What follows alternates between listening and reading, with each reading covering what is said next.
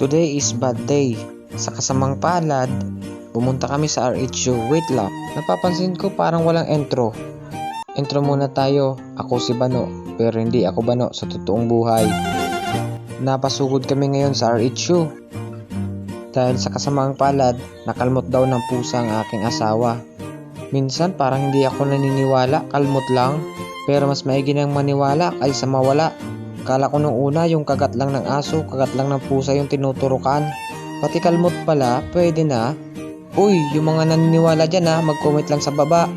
Kasi ako ng kabataan ko, parang wala namang ganto. Ang tanging alam ko yung kagat lang ng pusa, kagat lang ng aso. Ngayon pala meron ng ganto, mas maigi nang naniniguro kaysa mapadami pa yung gastos dito. Kayo, nakalmot na ba kayo ng pusa? Ako kasi yung iniisip ko, yung kalmot ko sa kanya. Well, ramdam mo ba? Ituloy ko na nga lang to kaysa saan pa mapunta. Oh, next upload ulit. Paalam!